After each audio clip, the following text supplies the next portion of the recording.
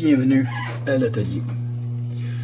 En ces temps difficiles de COVID-19, beaucoup de gens se préoccupent de leur santé et plusieurs se procurent des appareils, ou plutôt un appareil destiné à prendre la tension artérielle. Et c'est une suggestion qu'on m'a faite à quelques reprises.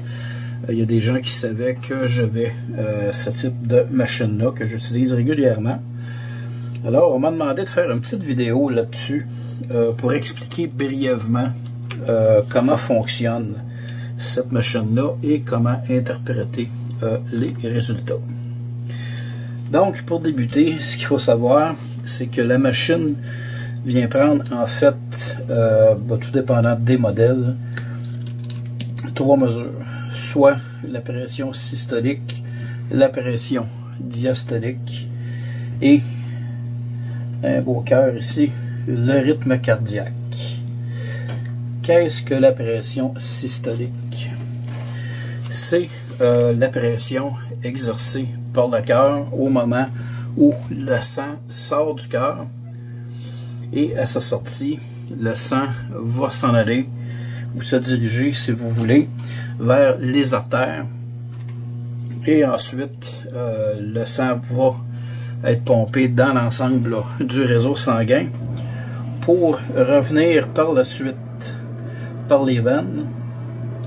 Et lorsque le sang, par exemple, rentre à nouveau au niveau du cœur, il y a une deuxième pression ici qui est prise en compte, qu'on appelle la pression diastolique.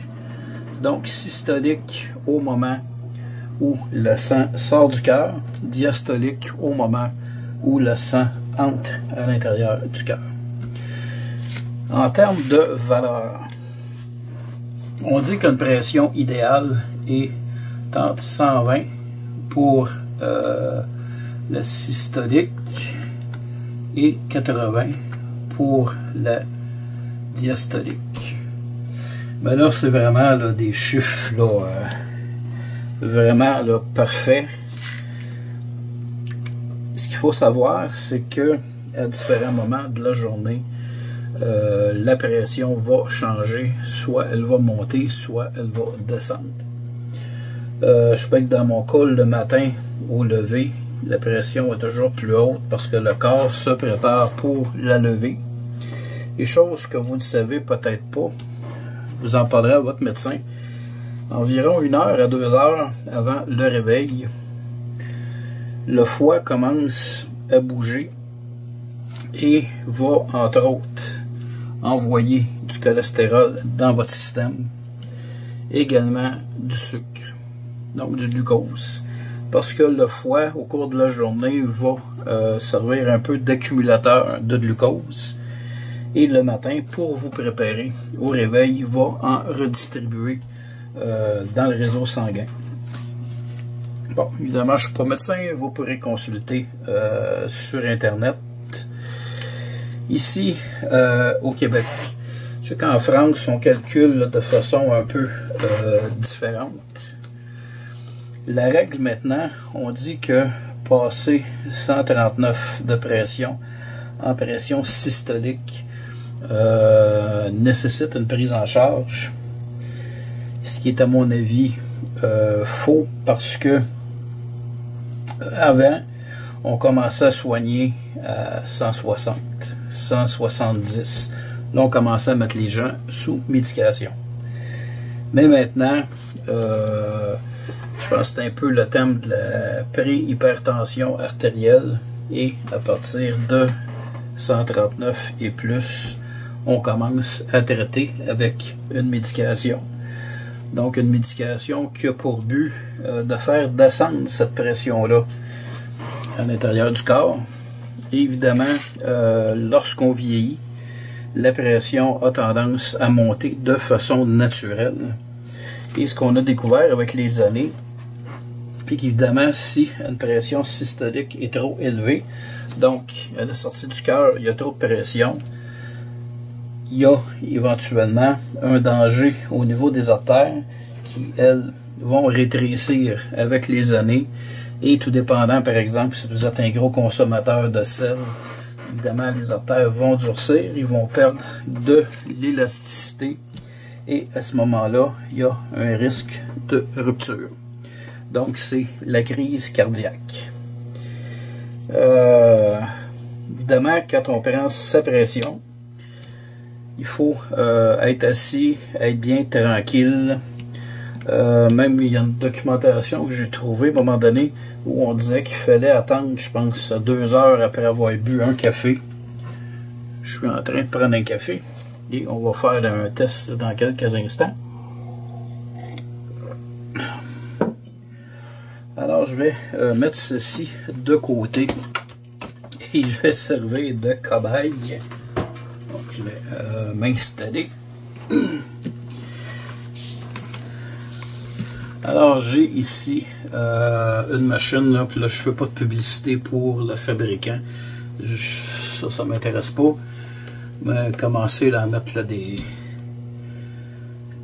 stickers, mettre des tapes là, sur tous les noms, j'ai autre chose à faire.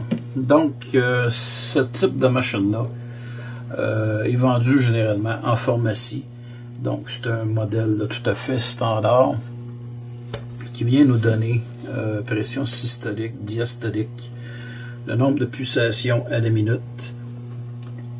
Il y a également sur celle-ci, je crois, 2 mémoires, donc elle peut être utilisable pour 2 personnes et conserver là, les données à l'intérieur de la machine. Au départ, le truc fonctionne avec des piles, mais sur la machine, il y a une entrée ici pour un adaptateur. Alors, je me suis procuré ailleurs un adaptateur ici de 6 volts que je vais utiliser. Donc, ça va fonctionner sur le courant de mon adaptateur plutôt que sur celui des batteries. Ici, il y a une façon évidemment de mettre le truc dans son bras. On voit ici un dessin. Donc, la ligne qui est là, c'est le tuyau qui est ici. Et ici, c'est une artère importante. Donc, autant que possible, on essaie de placer le tuyau en face de cette artère-là. Donc, à l'intérieur, il y a des capteurs. Évidemment, c'est un velcro. Et moi, je l'ai placé, étant donné que je suis l'unique personne qui l'utilise. Ça n'a pas besoin d'être installé sur le bras, puis hyper serré. La machine va tout simplement gonfler un petit peu plus et s'ajuster. Pour ceux qui ont déjà pris leur pression dans les pharmacies, par exemple Jean Coutu, je sais qu'ils ont des machines. On rentre tout simplement le bras dans un trou et l'appareil va gonfler jusqu'à temps de sentir la bonne résistance. Alors, je vais placer la machine comme ceci. Et d'avoir le tuyau dans le bon sens. Et on vient placer vraiment la machine ici. Le brassard, pardon, ici. Donc, le monter, comme vous voyez, quand il est rendu là, c'est serré, ça passe plus. Donc, on demande habituellement d'avoir un petit jeu, même que je peux le tourner un peu de côté. Donc c'est parfait. Alors je vais mettre en marche l'appareil. Évidemment, pour ceux qui ont jamais utilisé ce type d'appareil-là, le temps que l'appareil va prendre ses mesures, évidemment, ça va serrer beaucoup le bras. C'est le but. C'est de cette façon-là que le brassard va être en mesure, avec les capteurs, d'aller chercher de la pression qu'il y a de besoin pour évaluer votre pression artérielle. OK? Alors, on met ça en marche et c'est parti. Donc, il y a gonflement du brassard. Évidemment, ça va serrer autour du bras. Et maintenant, l'appareil procède à la mesure de ma pression.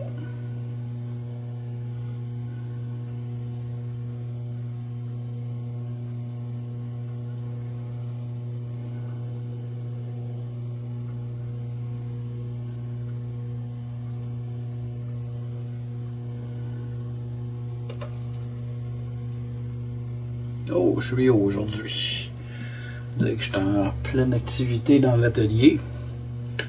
Donc, je suis à 146 si je le reprends dans 2 heures, alors que je serai vraiment très tranquille, assis devant mon ordinateur. Je veux jouer là, en 125, 130, 132. Ici, ma diastolique, on avait dit tantôt 120 sur 80. Là, présentement, ma diastolique est haute parce qu'habituellement, moi, je joue entre 60 et 65, qui est évidemment bien en bas du 80 en question. Mais jusqu'à 60, c'est pas dangereux si vous n'avez pas d'étourdissement. Là, évidemment, si vous prenez votre pression, que vous êtes à 60, 65, et que vous avez des étourdissements, à ce moment-là, il est important de consulter un médecin. Pour ma part, je n'ai aucun étourdissement et selon mon médecin, ce serait un signe de longévité. Pulsations cardiaques sont hautes un peu. Évidemment, je bois présentement un café, ce qui accélère mon cœur. Et je suis en activité là, dans l'atelier.